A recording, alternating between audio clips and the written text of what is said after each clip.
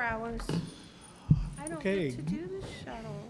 That's why I figured I must. Good make evening, them. everybody. Going to call to order this regular Perrysburg Board of Education meeting on Monday, June 20th. Crowd control. Mr. Drewer, can I have a call to order, please? Or I'm sorry, can I have roll call? I just did the call to order. It's the only mistake we're going to make all night. I'm good company. Ms. Larimer, Here. Mrs. Eubank, Here. Dr. Refford, Here. Mr. Pullman, Here. Mr. Bennington. Here. And if everyone would please stand for the Pledge of Allegiance.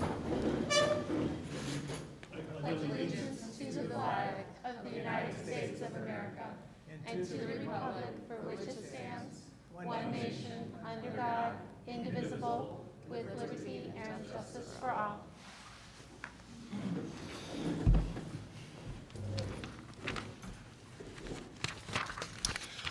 We'll start off with our safety briefing. Perrysburg Schools welcomes you to the Commodore Building, and we thank you for attending tonight's Board of Education meeting. We care about the safety of our students, staff, families, and guests. Please note that there are exits on both the east and west sides of the cafeteria. In case of an emergency, an AED is located just outside the cafeteria doors. You are located at 140 East Indiana Avenue. Thank you for joining us tonight and supporting Perrysburg Schools. So that we're going to ask for a motion to adopt the proposed agenda. There is one change, and that's in the Board of Education recognition section, where our participants in the Governor's Youth Art Exhibition are not available tonight, so we're going to kick that down into later this summer. Otherwise, we have a couple nice recognitions of our state athletic qualifiers, as well as honoring our 2022 retirees. We have the gentleman from ADAMHS here to give us their annual results of their survey. And then kind of the normal business consent agenda items, and I will be asking for an executive session at the end of this meeting. So with that, can I have a motion to approve the agenda? So moved. Second? Mr. Pullman, Yes. Ms. Larimer, Yes. Mrs. Eubank, Yes. Dr. Refford, Yes. Mr. Bennington. Yes. And Mr. Hustler, I'll turn it over to you to start the recognition. All right, well, thank you. Very pleased to be here this evening and recognizing some of our student athletes as well as some of our retiring staff members. So first on the agenda, we want to introduce Mr. Chris Stein, who is the varsity assistant baseball coach, and he'll begin by introducing our all-state baseball player. So.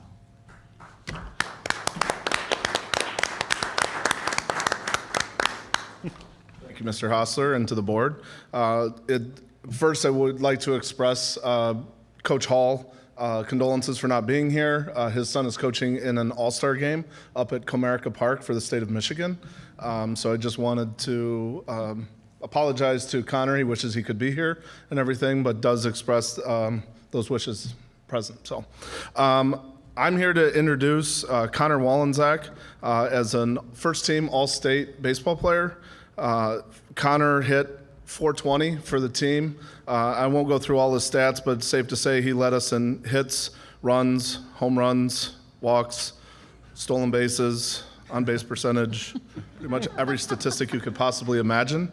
It has been an absolute pleasure to have coached him for the last 3 years, and I look forward to one more year on the baseball team and everything. Connor Wallenczak is not only all-state for baseball, but he is all-state for just one great human being and one great guy, and he represents his family, his school, and his team with the utmost, and I appreciate everything that he has done for the team, for us in general. So thank you, and Connor Wallenczak, first team all-state.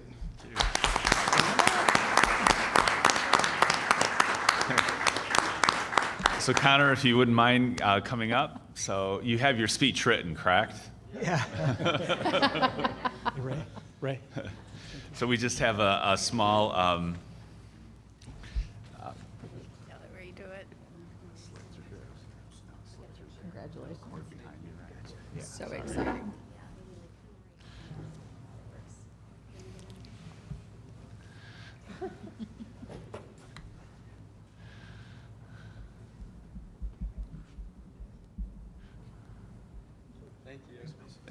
Congratulations. That's awesome. That's really cool. So, Mr. Stein, there was some news about some college prospects with Connor this weekend, I saw. I don't know if this is the right venue to comment on that. So, some plans for college when you get to that point. So, I decommitted from Purdue to play baseball, and I've changed my mind that I want to play college football. Oh, okay. yeah, So so that was a big decision this past week. yeah, well, very good. Well, For you. Congratulations and well done. Thank you.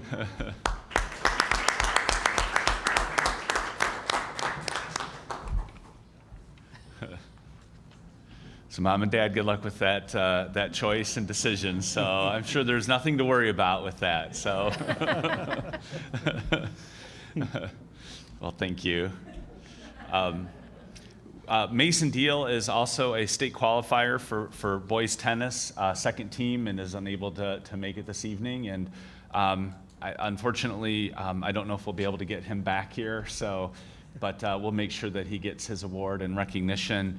And I believe the state qualifiers in track will be presented at a later date. So we have that planned. So for those keeping score at home, and it's certainly great to have last month the number of recognitions that we had, not only for athletics but also academics and fine and performing arts, and then to have to split those and have more this week because of so many. So that's really a great thing. And certainly with individuals like Connor, it's easy to see how well we are able to do when we have that kind of student athletes and student performers walking the halls. So congratulations again. So next, we wanted to recognize some of our retiring staff, and at this time, I'd like to invite Mr. Cookson up, and we'll begin with him. Evening, everyone. Mr. Drewer, Mr. Hostler, and members of the board, and everyone in attendance, good evening. To Connor and his family, and obviously Mason and his family as well, congratulations on an awesome accomplishment. So well earned and well deserved. We have two retirees this year from Perrysburg High School, and I'm here to speak on behalf of both. I would like to start with Mr. Boyce. It's my pleasure to speak on behalf of 2022 retiree Dave Boyce. Dave has been with Perrysburg Schools for 22 years, primarily serving as an assistant principal at the high school. Additionally, Dave has successfully coached the Yellow Jacket varsity boys basketball team since he arrived here in the district in 2000. Dave's retirement plans include spending time with wife Karen, if she agrees, of course, more time with her. Additionally, his two boys, David and Brian, and his grandbaby. He is also looking forward to spending more time at his place on Lake Erie and boating and jet skiing, playing tennis, and continuing to coach basketball. Finally, he's looking forward to those easy early mornings when he can be alone with his thoughts, an ice cold Pepsi, and a nice cosmic brownie. That's Dave's morning routine, so bastion of health. So Dave, I know you'll enjoy all of those things in your retirement. So thanks, Dave, for your service to Perrysburg High School staff and students. On behalf of the PHS staff, we wish you nothing but health and happiness, and not too many Pepsis or cosmic brownies in your retirement. So Dave Boyce.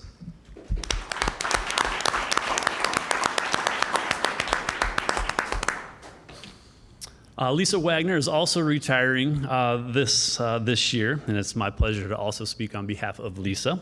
She is a science teacher and has been so at Perrysburg High School since 1991. In addition to being a cornerstone of PHS's science department for 31 years. Lisa has also served as a track coach, a freshman class advisor, and was involved in global weather studies during her tenure at PHS. In her retirement, she is looking forward to spending more time with her husband, her three boys as well, her granddaughter, and her dog, Scout. Lisa is also excited to have more time for one of her greatest joys, travel. Lisa plans to travel to various parts of the world in her retirement and spend additional time down south in Florida, in Fort Myers. So Lisa, thank you for your 3+ decades of service to Perrysburg High School. And to our students, I wish you nothing but the best in your retirement, safe travels, and enjoy all that retirement has to offer. So Lisa Wagner.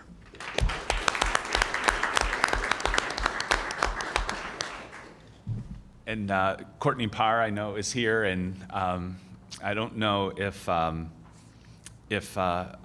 Miss McKinney is with us. So we just wanted to recognize her for 29 years of service as a bus driver here in the transportation department. So with that, we just wanted to get a quick picture, and we do have an award here, and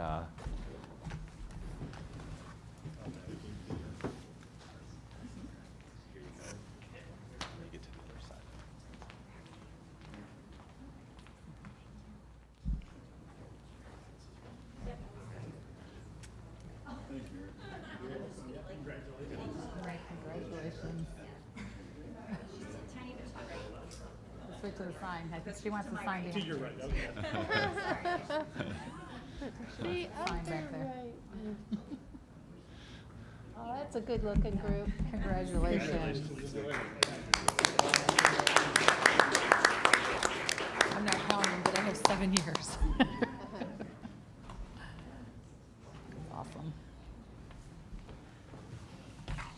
And Ms. Parr, at the break, I do have something for Ms. McKinney, and we can talk about getting that to her, so thanks. So we are now at the point of a 5-minute break. Would everyone agree we can move on without that? Yeah, I haven't drank that much of this yet. Very good. Might need to I know- readjust that. Yeah. I reserve the right to have To a circle 5-minute back. break a little later, the further Hold- down I go. We always do mention, I know, because some people might be leaving to celebrate and so forth, so this would be the time that you'd want to do that. So if you want to slip out quietly now, it's a great time to do that. We always promise that for folks that do come, so.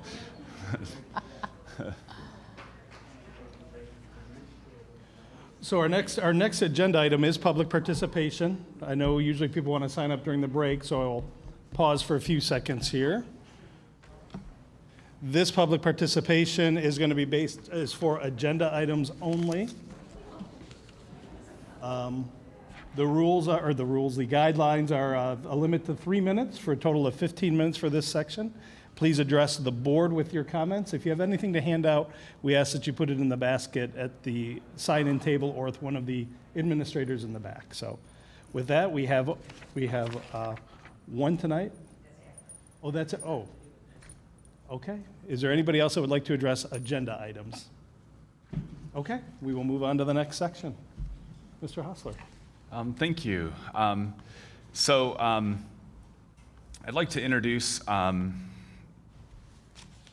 so right now we have Dr. Bill Ivaska, who is a frequent guest to the district and does great work in Northwest Ohio, and certainly Wood County benefits from his expertise. Also Kyle Clark from the Wood County ESC, which is a great partner for Perrysburg Schools.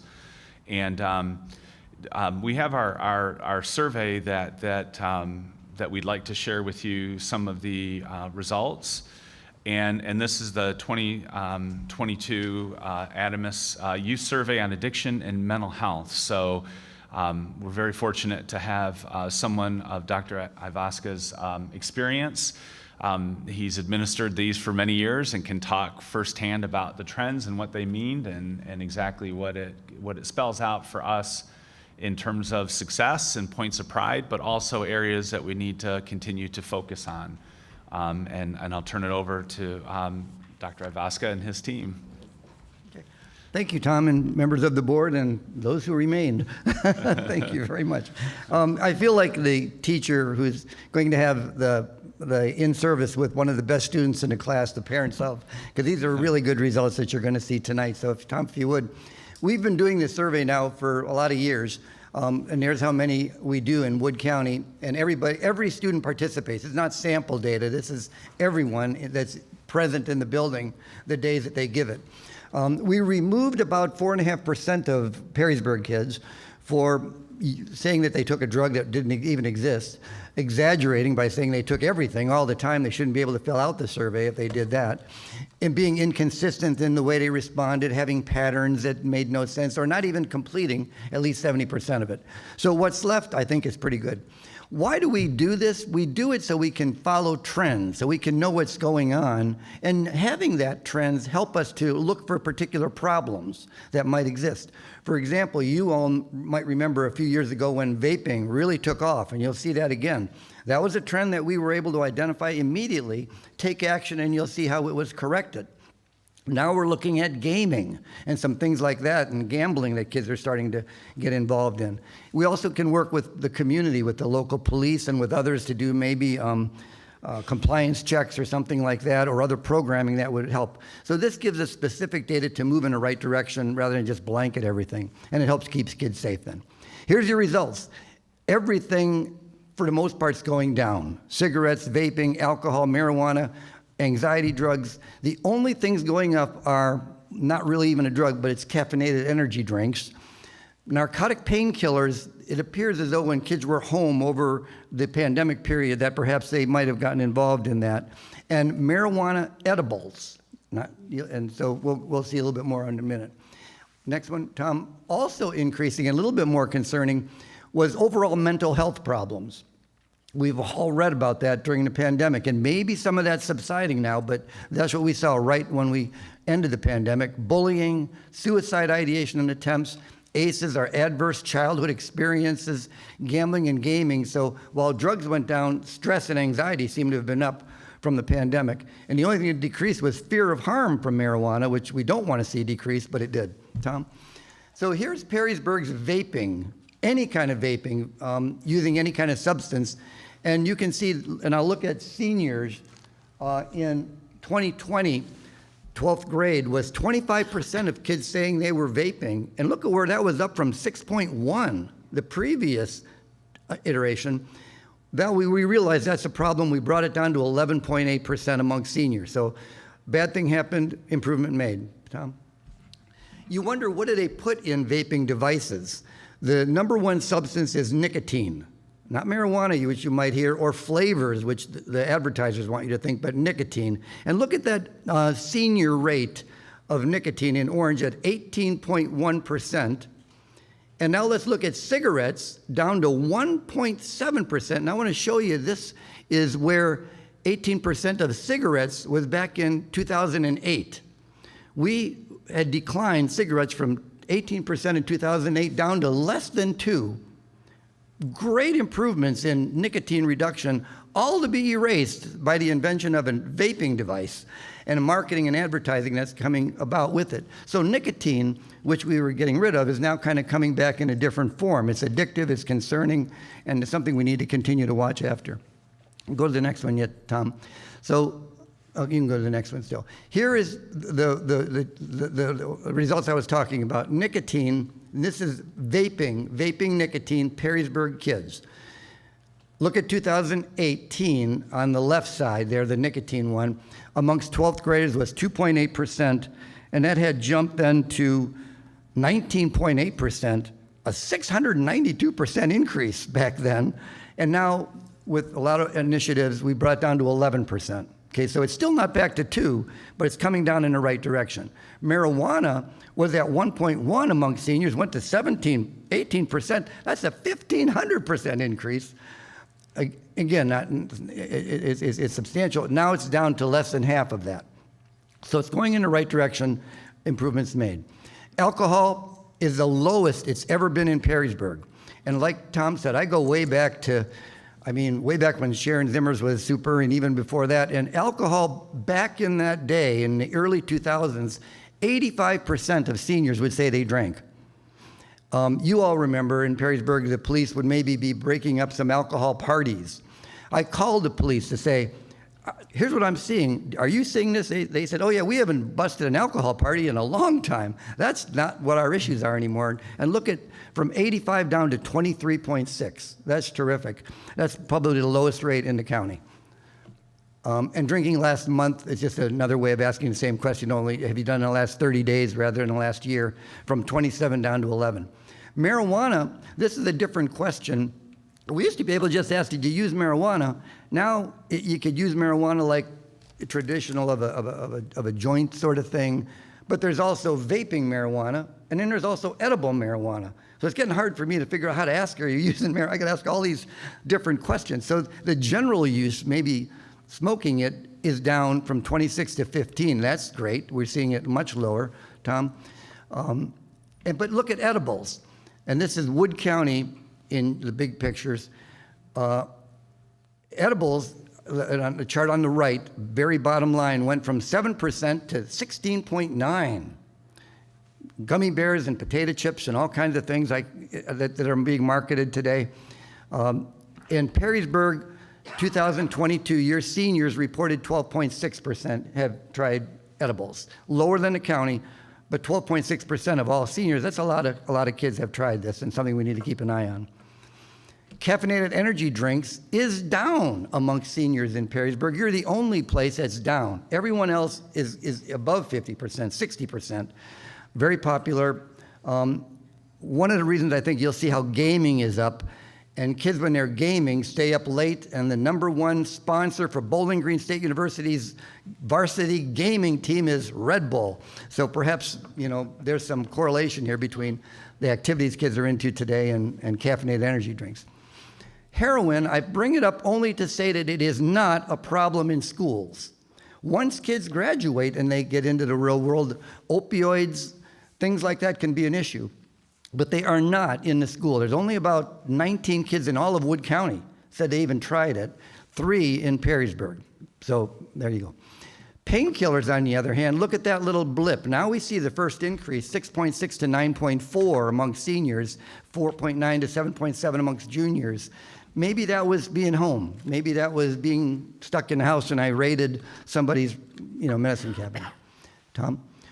That was drugs. That was down, mostly all down. Now, mental health, on the other hand, we have a scale here that Dr. Bill Donnelly from the Children's Resource Center asked me to put on. It's a very reliable national scale, the Ohio Department of Mental Health uses it.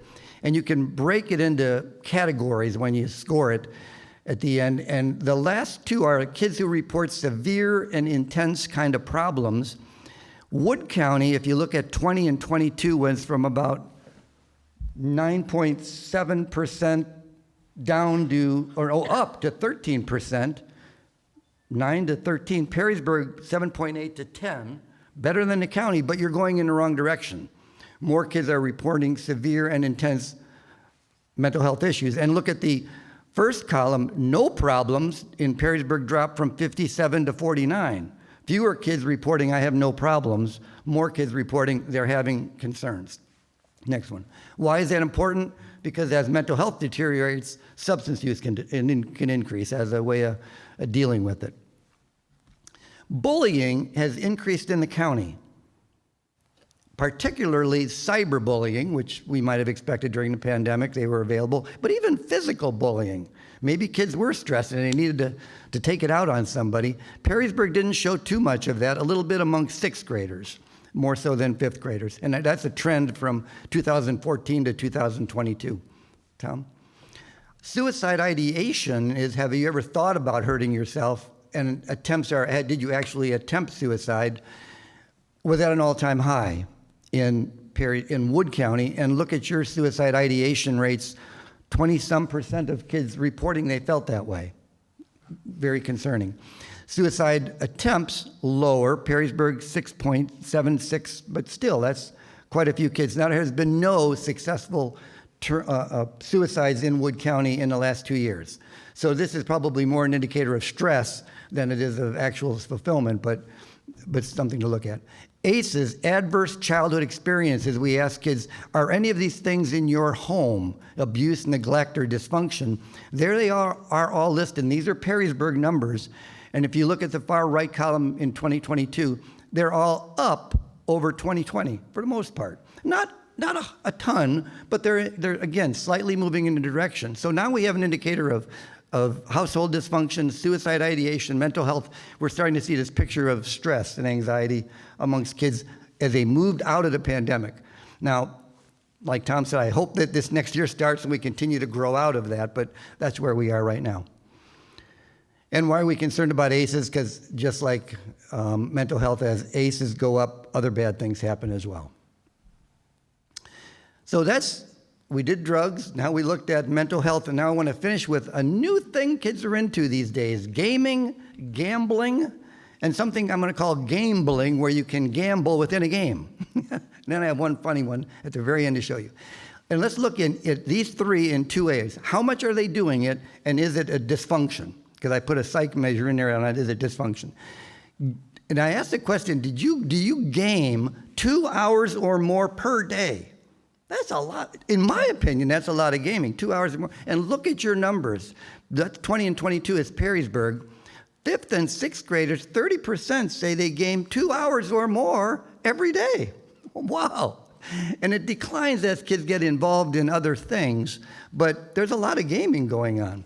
Now, some of that's healthy. I'm not saying that's bad, because during the pandemic, my grandson goes to Perrysburg. And of course, Grandpa has a gaming outfit in the basement for him to play with. He's playing with his friends from Perrysburg. Rather than in the yard, because they couldn't see each other, they were doing that. So that can be functional. You just have to keep an eye on when it can become dysfunctional. So then we ask a gaming disorder scale. Is it disruptive in your life and causing problems at home? And look at the very few people that said, yes, it's dysfunctional. So lots happening, but it doesn't seem to be a problem. Gaming. Gambling, on the other hand, look at gambling in Wood County. It's all is, and Perrysburg is the last line. These are different types of gambling activities. And Perrysburg actually appears higher than the county in gambling. Playing cards, games of skills, lotteries, scratch-offs, and the newer ones, fantasy sports like FanDuel, DraftKings. Any of you who watched basketball, you know they were advertising, they're marketing to people. And you know that they just passed recreational gambling starting in January of 23. All of the Eagles and Veterans Halls, bars will all have gambling stations right available for them. And so we're going to start to see parents increasing in gambling, and that could trickle down into kids. So gambling activities are up. Let's look at disordered gambling. Oh, I'm sorry. Go one more. I'm sorry, go forward one. Oh, go back one. Which way am I going now? Holy cow. I hit the button before you told me Okay, to, hit the so, button yeah. forward. Here, the most of the gambling occurs amongst 11th and 12th grade males.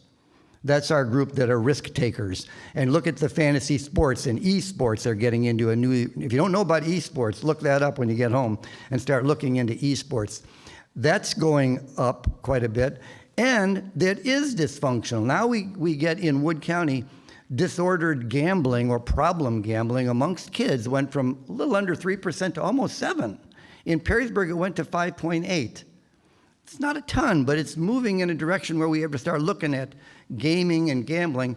Let's go to the next one, game-bling, and I call this game-bling because you can play games and then gamble within the game and get hooked on that. And so in Perrysburg, only 2% say they spend money on what's called a loot box. It's a way of gambling within a game daily, and 1.4% say they do it weekly. So 3.4%, I'm going to call that a little bit of a problem when you're doing it daily or weekly.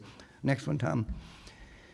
And so is that disordered? Well, we had another psych measure called the Risky Loot Box Inventory. We asked kids these 3 questions. And in Perrysburg, 3.8% said they did that daily or weekly. They got involved and they had trouble stopping. So something's merging in here. We got to keep an eye on that. Next one.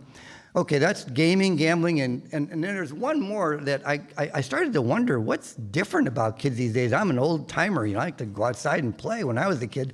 So I put a little scale on here called the Preference for a Virtual Life Scale. And now read these 3 questions. Number 1, I am more valuable online than in real life. Wow, I'm more respected online than in real life, and I prefer to communicate online than in real life. I would have thought no one would answer that, but let's see what they said. About 150 Perrysburg kids strongly agree with that. They're communicating, they're interacting, they would rather be online than in real life. That's just a little bit different. I don't know, is that going to keep increasing or not? Oh, and by the way, that's only amongst those kids that game 2 hours or more. If I add in everybody, that probably is a higher number. Those kids really do agree with it. Okay. So this is your summary of drugs, and this is actually Wood County, not Perrysburg, but the 3 red arrows in Perrysburg are the same: caffeinated energy drinks, painkillers, and methylphenidate, which is playing with somebody else's HD medicines. That alcohol is really not 1.4, it's 18.4. I'm not sure how that happened. Something that's kind of weird to me also is look at the very bottom, LSD and cigarettes. It's more likely a kid would be with LSD today than smoking a cigarette. That's how low cigarette use has fallen in the world around here. You do PAX training, I believe, in throughout the school, a good behavior game. This is we had a little question on there that said, do you ever remember your teacher trying to use a harmonica to get the attention of the class? And those who said yes were less likely to drink and use drugs than those who don't remember a harmonica in the class. So congratulations, it did work. You trained all your kids in it. This is an interesting one. We published an article using our data in Wood County in an international journal, by the way. And this is kind of a symbolic chart. ACE is on the left. Something dysfunctional is happening in your home. It's more than likely going to cause you to smoke marijuana. It could be drinking. It could be anything else. And the ACEs could be, I was bullied. Bullying will cause drinking and problems like that. But in between, not everybody who gets bullied, not everyone who has family dysfunction ends up addicted. A lot of kids can grow from that. And here were 3 things that we noticed and were able to demonstrate. Kids who perceive that this drug is harmful, they believe it, they know that that's not helpful, are less likely to use. Parents as an influencer is large. And when the parents can get involved with the kids, and it can make a big difference. And when the peers buy into things like the Jacket Way, and they encourage others to show more respect, that seems to make a big difference. So the social emotional learning kinds of components are in the middle, can mediate between bad things happening in your life and then addiction. And I just wanted to point that out. And we have evidence using the very data that we're looking at. I think we could stop there, Tom. I don't know we necessarily need this part here, but just a little bit more on how nicotine is really a bad thing. And it hurts in lots of different ways. One of the worst drugs I think that we see is nicotine. It just can disrupt in lots of ways, and I had evidence on that. But any questions from anybody or any comments? Or? Yeah, what is a loot box? So I don't gaming, so I. Well, if you're playing a game, and I don't think of the names of. I called BG and asked what are the games that kids use, and I use those as references, so it would make sure I'm using the appropriate games. But let's say you and I are in battle, and we're hitting each other with our swords, and we are on our horses, and we're trying to murder each other so we can score points. And I want to get a bigger sword, or I want to get some cloak of invisibility so you can't see me, or something. I can look at it, find a treasure chest, and if I've earned enough points, I can use my points to open that treasure chest. If I don't have enough points, I can buy it.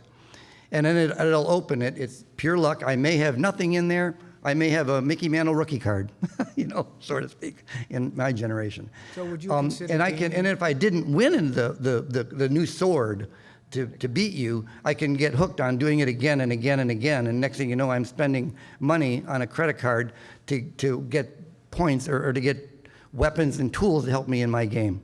So the younger kids, sometimes in the math class, they're giving games to play on the computer. Yes. You probably have that disrupted, but they could be on their phone in some grades trying that as well. Yeah, I don't think these would be instructional games. Oh, no, not an instructional game, no. The questions were not, because I know they can do a multiplication or addition, subtraction, what have you, and you're racing turtles or you're racing dogs, so that's not a gaming. No, not that kind of game. They didn't This would answer be questions like that. Okay. It's some other magical hit. Yeah, it's an entertainment game that they had to probably purchase or download, and then they're playing that more likely at home. If they were doing it in school, it's not with the acceptance of the teacher. It's on their phone, not playing with turtles and racing and counting. And if I'm not mistaken, parents would have to provide a credit card Yeah, for that probably. account, and so they would be accessing their parents' account to get money to put into the game system, whereas instructional games are just set up where none of that's necessary. It's just. But if any of you have ever been to the casino in Rossford here, it can be exciting. Lots of bells and whistles and things like that. These games have the same components to them, and they're marketing them to kids, and using this various sort of things. So another vice that we have to invent to make our life challenging. I have two questions.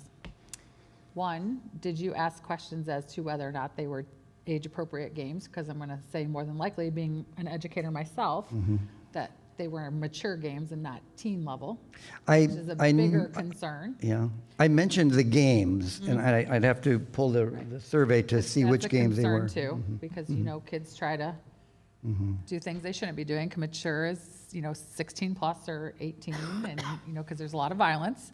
And then also, can you tell me did you have a definition for bullying, or did you just have a generic, I've been No, we bullied? actually put a little paragraph in to Okay, describe that what is- bullying is I was just curious. in the Got survey. it.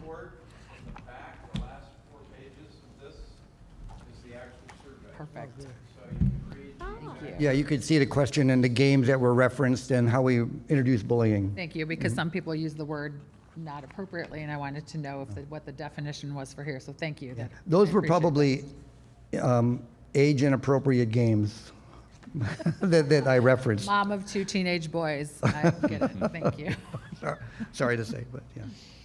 Well, it's encouraging to see, a lot of these trends going the right way, although sure a lot more work to do. Troubling to see those that are going the other way, the new stuff. Even with the low percentages, we tend to think about it in terms of bodies.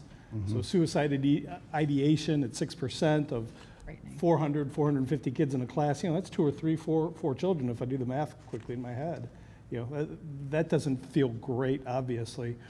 I'm wondering, as you're looking at this data and you're thinking about Perrysburg schools, what's like the number one area, the best area this board could focus their attention on? Mental health issues. I think the building of kids being more resilient overall. And I think the Jacket Way is a great vehicle in that direction, maybe emphasizing that all the more. The PAX Good Behavior game, group values that are positive, things that build a kid up in general. I don't think we can just go after a particular problem. We need to make kids stronger, able to handle the obstacles that are going on in their lives.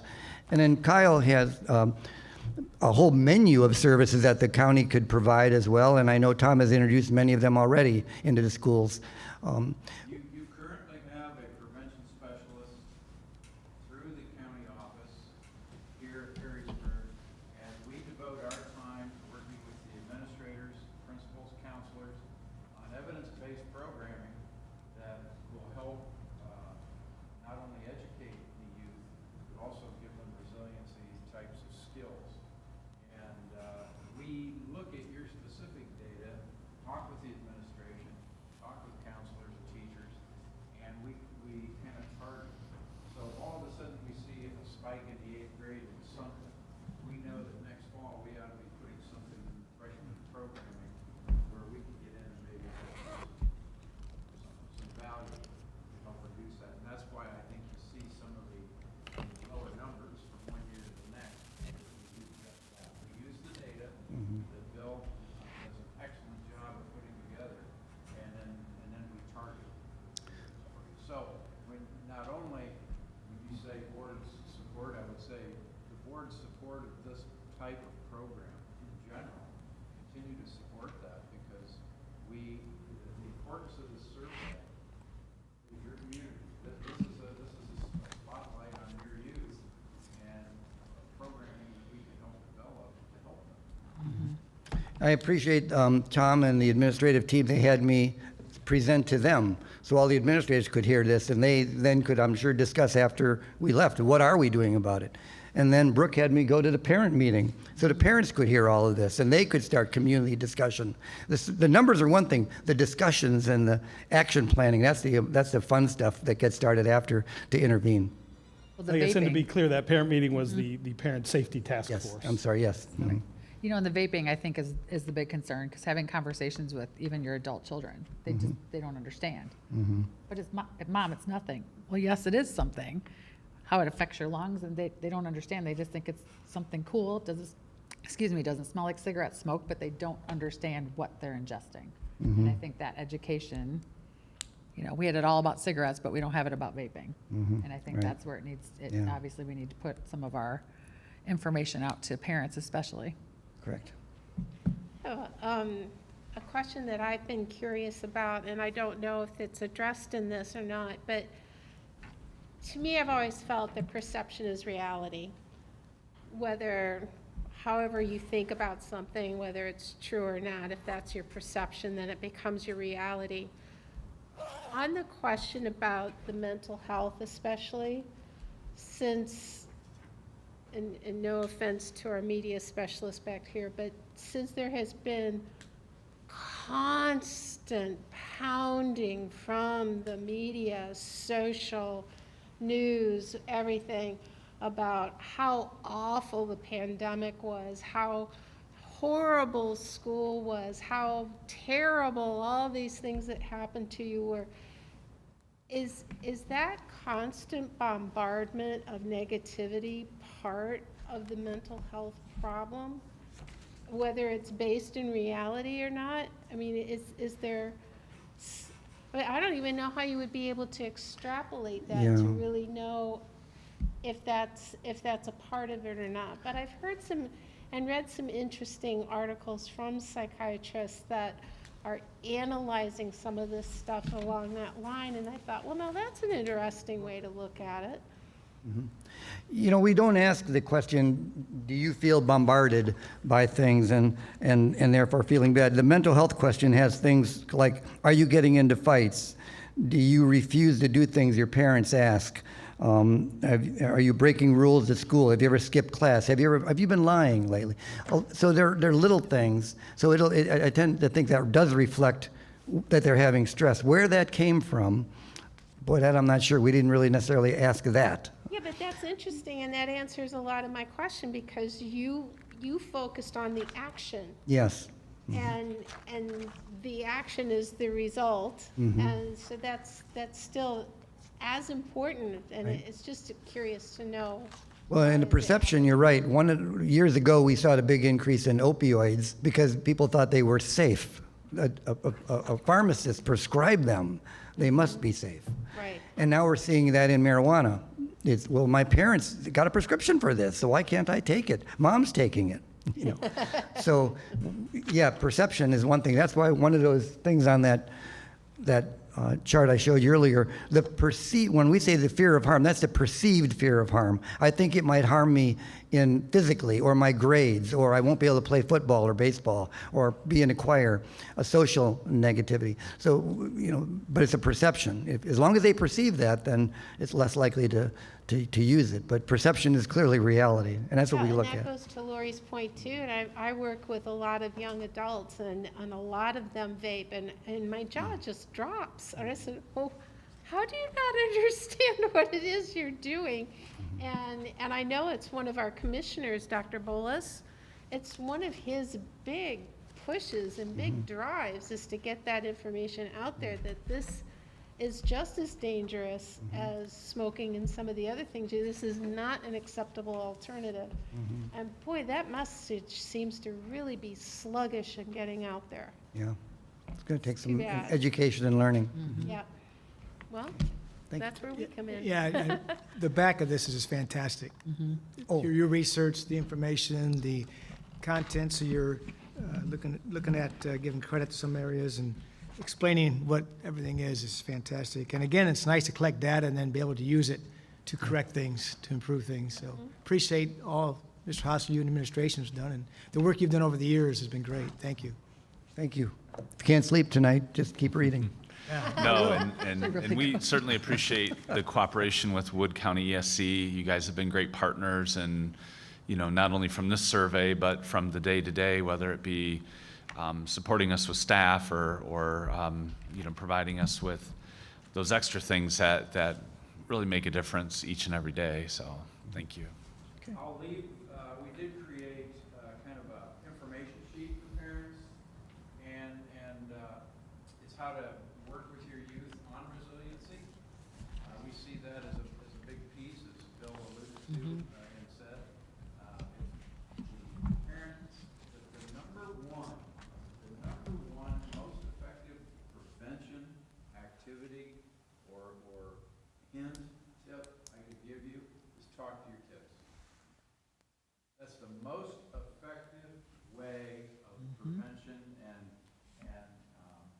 helping your youth get through. They want to know, they want expectations from you, they want to know what to expect, they want to have rules, and it leads into some discussions sometimes that are uncomfortable. And parents themselves who might be vaping or smoking or drinking may have a hard time answering some questions. But if they don't want to see their children fall victim, they need to have some open, honest conversations. So there's some information on the front page on how to do that with your youth, and then you have to take care of yourself. On the back, there's information on what you can do to help yourself become more resilient. I'll leave these with Brooke, and she can get them out to you here. Fantastic. And I also just wanted to mention, both your barometer and the whole county survey is accessible on I believe, on your website, or will be. It can be easily linked. And if you can't find it there, you can find the county survey on our website. That was going to be my next question. How do we get it to the hands of the parents, or the information like We'll this? certainly make sure we get it up on our website for people to view, Thank you. digest. And a lot of questions, we'll hear a lot of questions like you just had. What's on the survey? What was the definition? And we always tell people that call in and talk to us, the whole survey is in the back of the book. Awesome. And there is a separate one for 5th and 6th grade, and then a different one for 7th through 12, and they are age appropriate. So the 5th and 6th graders don't have quite as many questions as the junior high and high school. How important is it that, Kyle, thank you for that, and led me to this question. How important is it that that students participate in large numbers? What happens if we start to see We have a margin of opt error out? then. I mean, here, we can say that there is no margin of error because it's 100%, and I eliminated all the things that would probably have caused error. So participation is helpful. And even that can start some dialogue and discussion. Kids are, they'll talk about those questions. What do you think? It'd be nice to see some more of that. Thank you. Okay. Thank you very much. Thank you.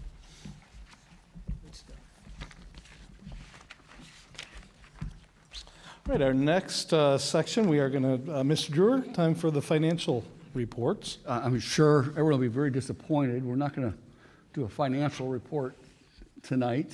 I'll certainly take some questions, but the presentation I did for the Finance Committee is attached to the meeting notes. And next month, we will do an end-of-year recap. There's really not much to change, since July, and for the sake of keeping things moving tonight, I won't present, but for some questions, certainly I'll answer it. On my agenda items that I want to hit quickly, item 7.2 is a normal financial report. 7.3 is FY22 final appropriations. You just approved that, making sure that we have spent what you approved. 7.4 is a temporary appropriations. We can't spend money on 7.1 without having an appropriation. I will say this you'll also, probably in July, we'll have to do an amended temporary appropriation because we don't have our grants, allocations, and budgets in there. So really, for the most part, this temporary appropriation is about 90% complete for the year, but we don't have all of our grant allocations yet to be able to budget. And then 7.5 is probably something you've not seen. It's not a practice in this district, but something that's been my practice. I'm asking the board to allow me to make any necessary transfer advances and any year-end appropriation adjustments so I can close the year. And then if I do that, any of those, you'll get confirmation at the July 18th meeting. I'm not anticipating having to make any changes to the appropriations, or right now everything looks good, but once I get into closing and make, as long as the come of funds are negative or anything like that. So I'm not anticipating anything at this point, but this kind of gives me the ability to get the year closed without having to call a special meeting. Our option is have a special meeting on June 30th. And some boards do that, but it's kind of impractical. So if you give me that leeway, I'll confirm exactly if I do have to do anything. And then item 7.6 is to approve item 7.2 to 5 in one vote if you so choose. So, is there any questions on the financials? I know Sue had some, but I emailed her back. Yeah. And I copied the rest of the board on my responses. So. And he has all the reports posted here. The so financials they've have been- prepared. yeah. I know for time purposes, everything's available in depth. So per usual. It's kind of that 11th month of the fiscal year. Everything is on track from our discussion in the Finance Committee meeting, and we will wait for the books to be closed for a more robust and kind of final report in July. In the meantime, feel free to email Mr. Drewer with any questions you may have if you go back and take a look at them. He is good at responding to them. So with that, take a motion to approve agenda items 7.2 through 7.5. So moved? Second? And roll call, please. Ms. Larimer, Yes. Mr. Pullman, Yes. Dr. Refford, Yes. Mrs. Eubank, Yes. Mr. Pennington. Yes. All right. Item 8, board committee reports and topics for discussion. Start with Personnel Committee. Mr. Pullman or Dr. Reffert? So we didn't, excuse me, we were going to meet today beforehand, but there wasn't a lot of change because there's a lot of interviews happening. It seems like we're having a struggle with some more resignations than normal. Also, pool of candidates is not as large as it has been in the past. I think one of the concerns was, for example, and correct me if I'm wrong, Brooke, but there was a science position open at the high school, and where we'd have a large number of candidates, there was only 3 people who applied. So that is a little concerning. It's an issue across the country, not just Perrysburg, but it's not going to end anytime soon. So little worrisome, obviously, for educators, how we're going to staff these positions if we can't get licensed teachers. So. Thank you. Operations Committee did not meet for the month of June, as I understand it. Finance Committee met last Friday to review in detail the financial statements. We are also working through a request for proposals related to our banking relationships. I believe those were the 2 high points. Mr. Pullman, did I miss anything? Nope. Okay. Takes us to Curriculum Committee. We had a great conversation about just a whole bunch. I have a whole bunch of notes. So it was a good conversation about data, about OSTs, how the curricular review is going across the district, and trying to get everybody, making sure that everybody is kind of in line. So if you transfer from one school to another, you're not mid curriculum. It was just a really good overview that Mr. Schwartzmiller put together about scores before the pandemic, and it looks like we're on track to actually make some really good gains this school year too. So excited to see those. There was no Policy Committee or Pupil Services Committee. Communications Committee appears there's a month, was there a meeting? I'm a little unclear. There was a meeting, but we had germs, so she gave us a basic data update there. And it was pretty much in line with what we had done before. But the big thing is the safe arrival, that is finally ready to get going now that all the glitches and everything. Talk about germs, that had a lot of germs, didn't it? So it's finally getting up and running. Okay. Any other committee meetings that were out there that I may have missed? If Foundation, or, Penta was a pretty routine summertime meeting, so nothing to report there. Student services, we had to cancel due to illness. So, so that will be, we'll catch up in that, right? We'll catch up with that this summer. Okay. That takes us to our consent agenda items. So on the consent agenda are items 10 through 14. Mr. Hostler, is there anything worth commenting on the consent? No, we continue to, this is a very busy time. As Dr. Reffert mentioned, we usually like to have all of our staffing wrapped up by this meeting, but I think that we'll be working very hard at the end of the month and probably even early into July and trying to shore up some positions. So this agenda reflects many of those kinds of things, some summer programming, and that transition between the ending of the school year, summer programming, and then gearing up for the fall. So it hits a little bit of everything. Lunch prices are something that wanted to point out, where there is some increases being recommended. During the pandemic, lunches were free for everybody. So the last couple of years, lunches were covered. There was no cost to those that participated in purchasing a lunch. As we begin to move off of that, obviously, if you've been to the grocery store, you've seen the increases in prices. And so we're looking for a 25% increase in some of our lunch program. You can see the proposed prices. So for a high school lunch, it's still a great value for the food that you get, the quality, for $3.50. So, and then breakfast prices are between $2 and $2.50 next year if approved. So I know Lila does an outstanding job with keeping costs down. There were many years where there hadn't been an increase. But looking at the costs that we're experiencing, we felt that this was a measured approach to what we're experiencing. Thank you for pulling that one out. I think that's an important one to give some visibility to. So with that, we'll take a roll call to accept the consent agenda. Mr. Drewer? Or I need a motion. Second mistake of the night. So moved. Thank you, Dr. Reffert. Second. Ms. Larimer? And roll call, please. Dr. Reffert, Yes. Ms. Larimer, Yes. Mrs. Eubank, Yes. Mr. Pullman, Yes. Mr. Bennington. Yes. So that takes us through to board discussion. Are there any items to bring up, any new items for board discussion?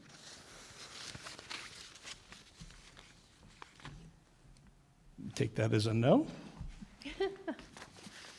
We'll move into public participation. We have one public participant tonight.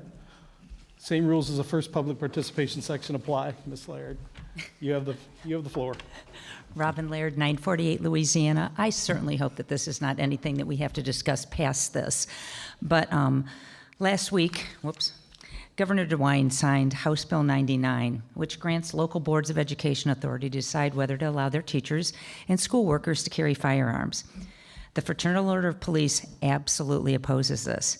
As for the other group that is impacted by the bill, legislators do not trust professional educators to make content decisions, but have no problem putting guns in the hands of teachers with a minimum of 24 hours of training. Under this law, a teacher must have training in Ohio, but an 18-year-old in our state can purchase a semi-automatic gun with no waiting period, no training, no background check, and to treat himself, may purchase hundreds of rounds of ammunition. Over 85% of Americans are in favor of red flag legislation, and over 65% are in favor of eliminating the sale of weapons such as the AR-15. So this begs the question, who are these legislators representing? I can tell you right now, none of the educators that I know. While I know that the Perrysburg board will do the right thing, I just believe that the Perrysburg educators need to make this known publicly. Thank you. Thank you, Ms. Laird. Okay, that takes us to item 17. I'm requesting an executive session with our board attorney The executive session is for the purpose of conferences with the board's attorney to discuss matters which are the subject of pending or imminent court action. I'm looking for a motion. Oh, so moved. Sorry. Second. I was just. Shut down my computer thinking, here we Sounds go. good. Give that one to Dr. Rufford I as the said second, Okay, yes. thank you. Thank And you. roll call, please. Ms. Larimer, Yes. Dr. Reffert, Yes. Mrs. Eubanks, Yes. Mr. Pullman, Yes. Mr. Bennington. Yes. So we are in executive session. There will be no further actions tonight.